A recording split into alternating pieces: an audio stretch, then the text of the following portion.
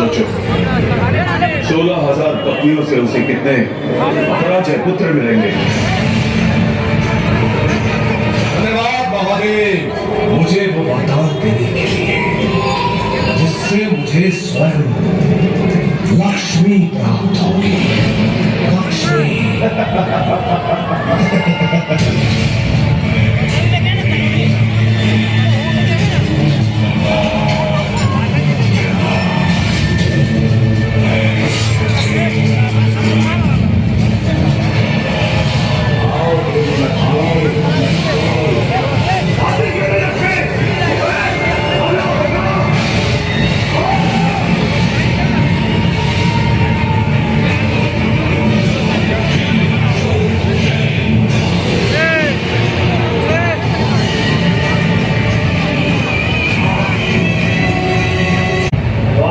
लक्ष्मी, अपने नए घर में स्वागत है आपका। यहाँ से बाहर जाने का प्रयास करने की भूल मत करना देवी, क्योंकि जब तक मैं न भूल नहीं जाता।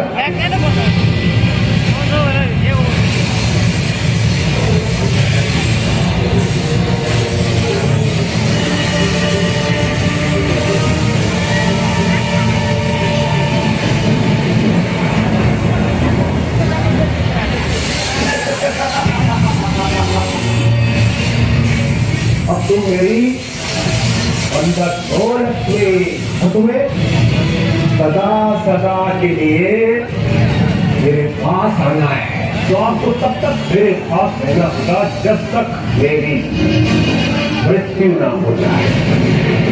कर्म करने से पूर्व फल का आकलन करना चाहिए नरकासुर।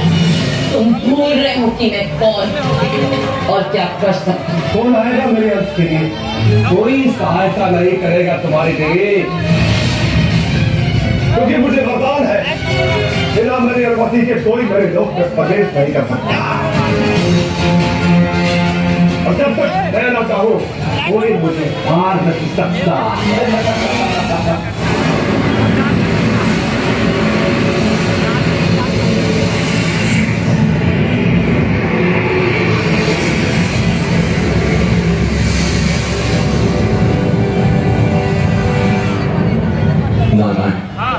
आपका कोई दोष नहीं है महादेव। यदि भक्त को तपस्या का फल न मिले तो देवों की गरिमा जाती। मैंने आपका अपनी पत्नी से वियोग देखा है महादेव, और मैं सीख चुका कि वियोग में संसार के हित का सहयोग छिपा होता है। जब सती के शरीर के साथ में उग्र अवस्था में इधर उधर भटक रहा और नारायण ने अपने चक्र से शरीर के भाग किए, तब वो भाग जहां जहां गिरे वो स्थान शक्ति पीठ बन गया। रुद्र में सती का योनि भाग गिरा था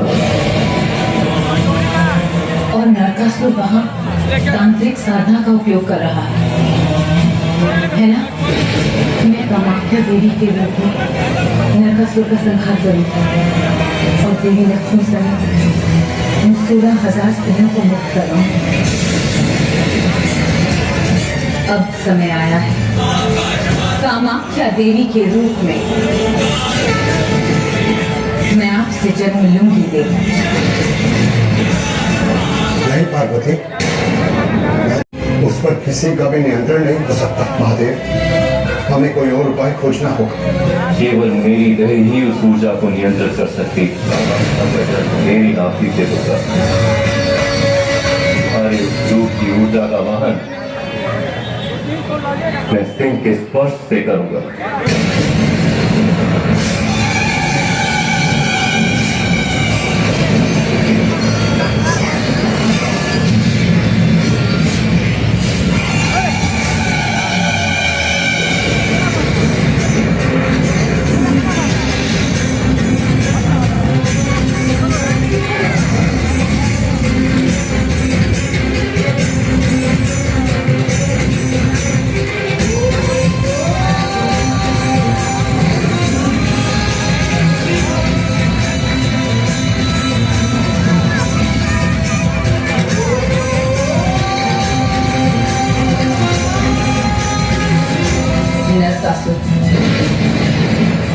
जिसने नारी के जीवन को नर्क बनाने का सोचा, उसे सदा के लिए नर्क का अतिथि बनाकर भेज दिया जाएगा। उसे विवश करूंगी कि वो मेरा आवाहन करे।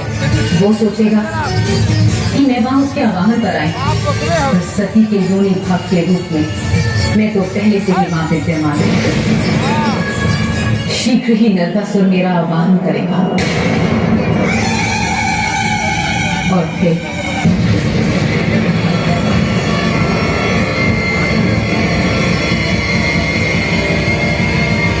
क्या अर्थ है इन शब्दों का? मैं पिता बनने की पहल क्यों नहीं कर सकता? क्योंकि अचानक से सबको मासिक धर्म प्रारंभ हो गया है। सभी का एक साथ मासिक धर्म प्रारंभ होना अकल्पनीय है। प्रतीत होता है किसी शक्तिशाली देवी की शक्ति का परिणाम है ये। नरकासुर हूं मैं, समार्ग निकालूंगा, अपनी तंत्र शक्ति से पिता बनकर दिखाऊंगा। अब मैं उस देवी का आवाहन करूंगा जो मेरी हर कामना को पूर्ण कर सके।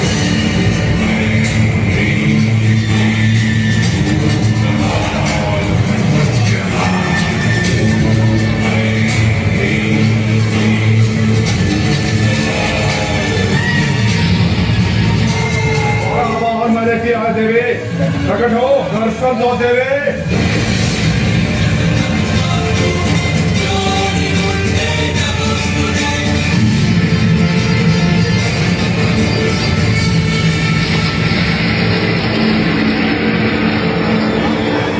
तुमने नारी का अपमान किया है नरकासुर, एक देवी को बंदी बनाया है।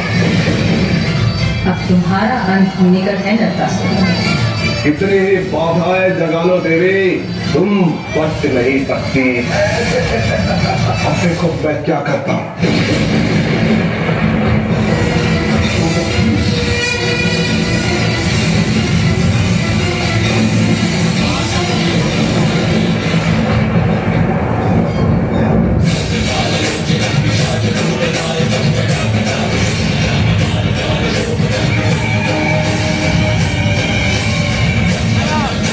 मैंने कहा कौन हो तुम? भयंकर भैरव, और संरक्षक। मेरे रहते तो उनके समीप नहीं जा सकता। पहले मेरी मनोकामना।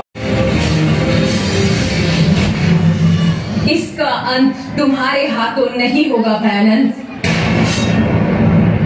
तुमने नारी को वस्तु समझने की भूल की, जब चाहा उसे भोग लिया। इतने अत्याचार किए हैं नारियों पर तुमने, तेरा अंत भी अब एक नारी ही करे। मैं करूंगी तेरा अंत। 5 वरदान मिले हैं मुझे महादेव से, तुम मुझे नहीं मार सकते। तुमने वरदान में 16,000 स्त्रियों की मांग की, वो तुम्हें नहीं।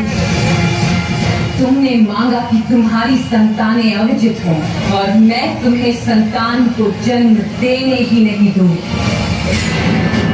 तीसरा वरदान ये कि जब तक तुम मर नहीं जाते, तुम श्रीहीन नहीं होगे, अर्थात लक्ष्मी जो तुम्हारे पास है, तो वो भी तुम्हारे पास नहीं रहेगी। नहीं, तुम मुझे नहीं मार सकते। ऐसी कोई शक्ति शेष नहीं जो मुझे मार सके। नहीं मार सकती तुम मुझे। चौथे वरदान, तुमने कहा कि कोई देव या असुर तुम्हें नहीं मार सकता, परंतु मूर्ख, मैं तो योनि हूं। पांचवा और अंतिम वरदान, मैं चाहता हूँ कि जब तक मैं स्वयं अपने अंत का आवाहन न करूं, तब तक मारा न जाऊं। परंतु तुमने तो स्वयं मेरी कामना की, महाकाली की कामना की। तुमने अपने अंत की कामना की नरकासुर, तो तुम्हारा अंत प्रस्तुत है।